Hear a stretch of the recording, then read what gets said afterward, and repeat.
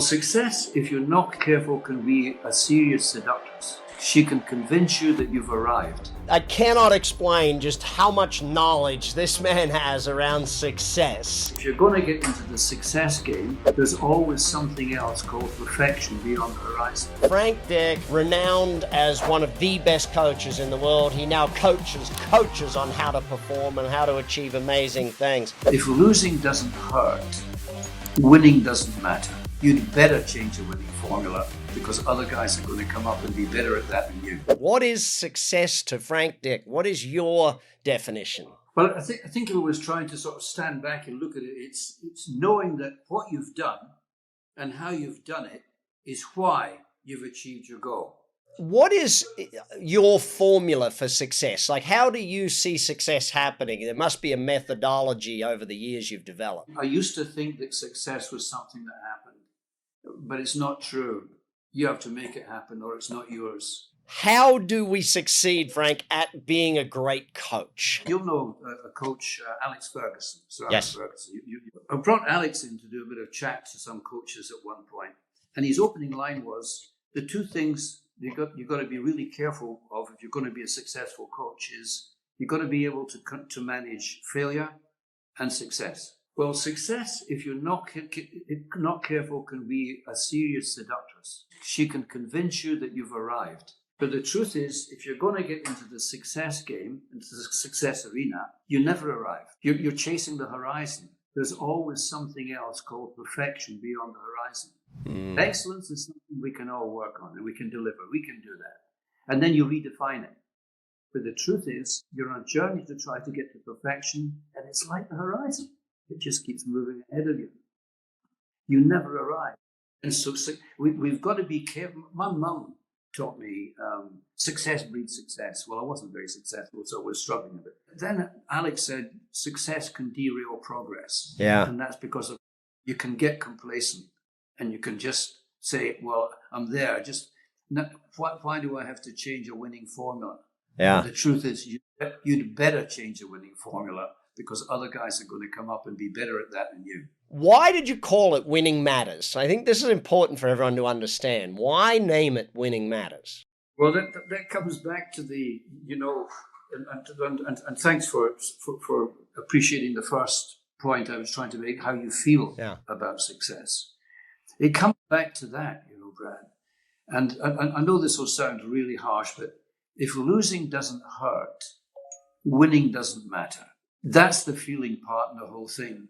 And I kind of feel that sense of challenge. I mean, so many people will talk about motivation and put a price on it. You'll get a bonus this year, you'll get this next year, you'll get a new car and so on. But truly, the greatest motivation is the right challenge. It's having the right challenge in front of you and buying into that, and really engaging with it.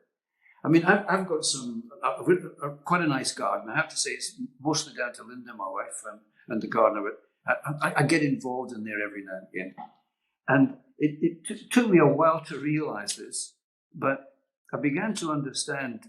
I felt a challenge to make the roses beautiful because these are my priority in the garden. It suddenly dawned on me one day, it doesn't matter what you do, Frankie. They're destined to be beautiful. It's your job to make sure that the things that might stop that happening are dealt with. And so there's a new challenge. I'm not sure if I've really been clear on this from the outset, is that it's about seeing challenges, addressing them, and knowing at the end of the day that what you did and how you did it is why that's happening in front of you. What is, in your mind, the difference between the did great and the absolute champions? You've coached both ends of the scale. What's the difference? There's a notional journey that an athlete takes. They start off as beginners, they're developers, and one day they're high performers.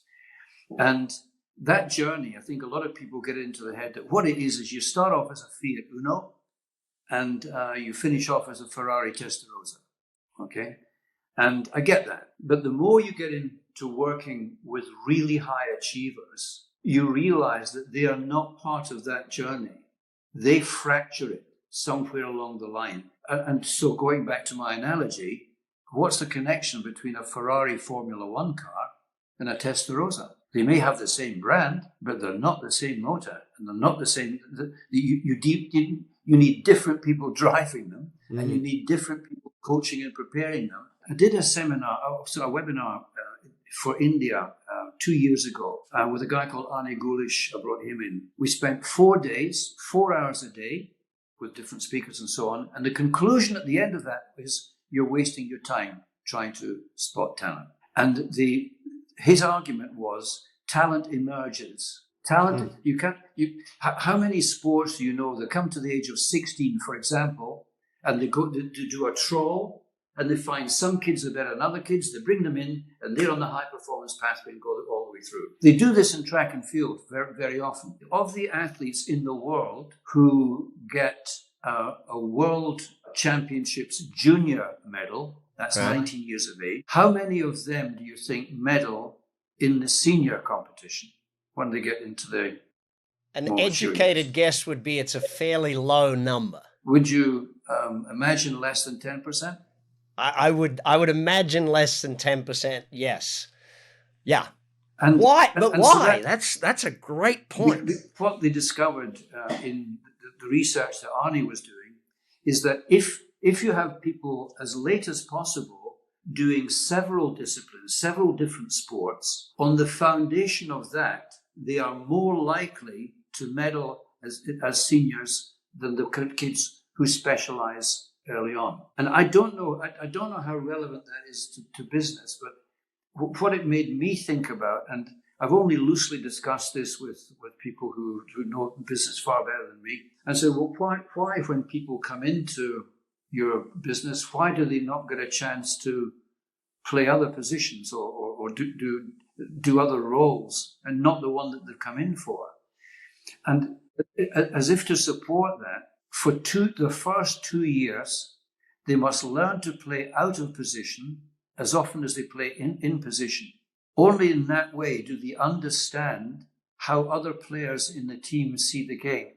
Yeah. And only in that way can you give them the right level of support. And that's the Big Success Podcast for today. Hopefully you took a lot of notes, learned a whole bunch, and if you need to, go re-listen to it. We dropped a lot of information right there today.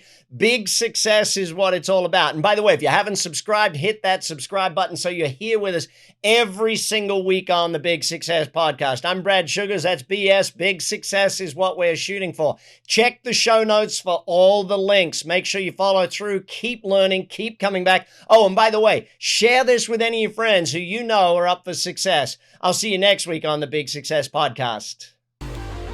You've been listening to the Big Success Podcast with the #1 business coach in the world, Brad Sugars. To learn more about how to achieve business and personal success, as well as how to level up or listen to past episodes, visit www.bradsugars.com.